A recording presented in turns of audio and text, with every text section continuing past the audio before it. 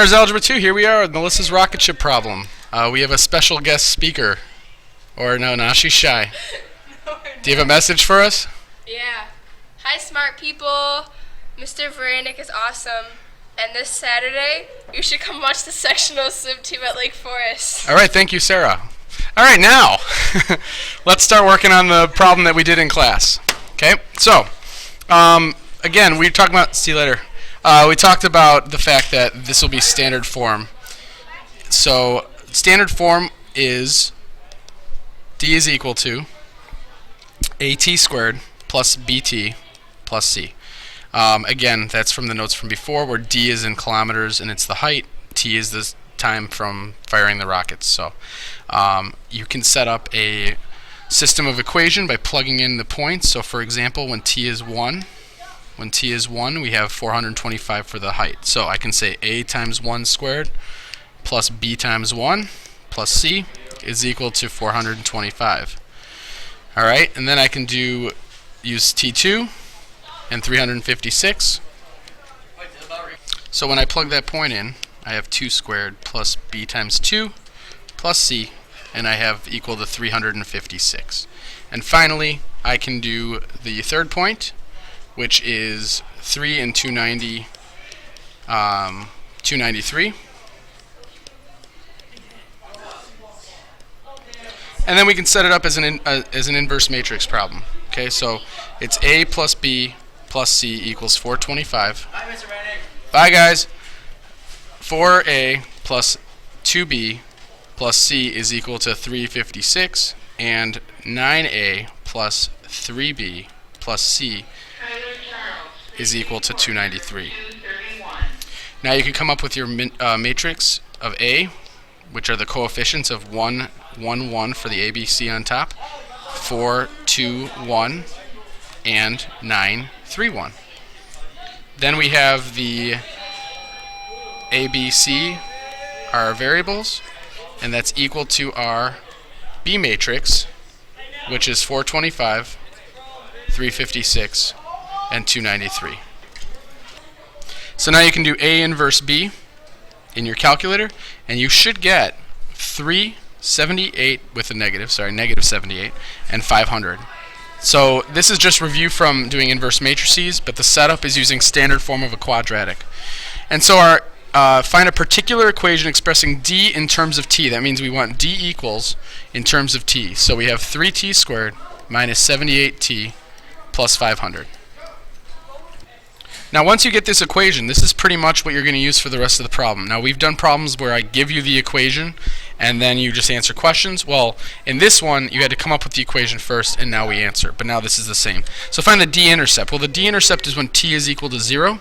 So that would be D is equal to 500 kilometers when you plug T equals 0 into our equation.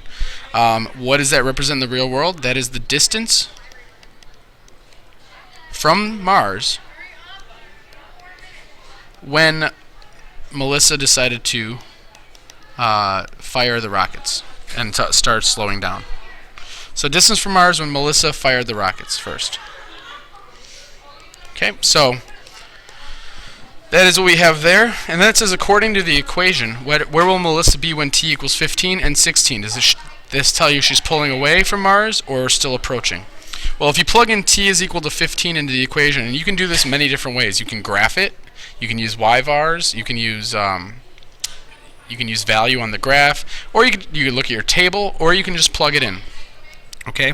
Well, if you plug that in, though, you should get a D of 5 kilometers. And then when T is equal to 16 minutes, that D is equal to 20 kilometers away. So this should tell you that at 15 minutes she's 5 kilometers away, 16 minutes she's 20 kilometers away. Alright, so that means that she's pulling away.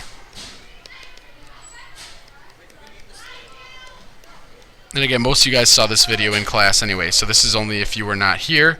It's the same thing as doing the stuff from standard form the day before, and then just using the model to solve. So, alright, so the next thing. Does your model tell you that Melissa crashes into the surface of Mars, just touches the surface, or pulls away before reaching the surface? Explain. Well, to see that, you have to graph it. Now, I'm going to just do the sketch of what it will look like when you graph it, and I'm going to actually jump down to here. We know we have the intercept at 0, 500. And if you graph it by using the window of x min of 0 and our x max of about 20, because we know she's pulling away by that point, because 15 and 16 she was pulling away. And then the y min of like a negative 20 and a y max of 500, because that's where she was, you should see something that looks like this. And when you find this lowest point, you get 7. You get negative 7 for the kilometers, and you get 13 minutes. So at 13 minutes, she's at negative 7 kilometers above the surface, which basically means she is below the surface. Which basically means, for part D, does your model tell you that Melissa crashed, just touched, or pulled away? Well, if she would end up 7 kilometers below the surface, then she crashed. So you would say Melissa crashed.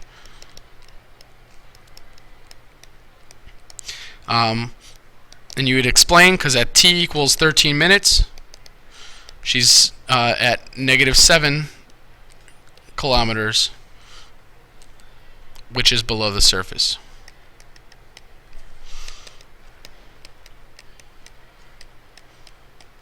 Now make sure you label these real quick. This is the t-axis in minutes, and this is the d-axis in kilometers. Alright, and that's basically the problem, though. I mean, it's the same as any word problem we've done using the calculator, except for you have to come up with the model first from the notes the night before. When you have 3 points, you know you use standard form. If you have a vertex and a point, you use vertex form. And if you have the 2 x-intercepts, then you can use intercept form.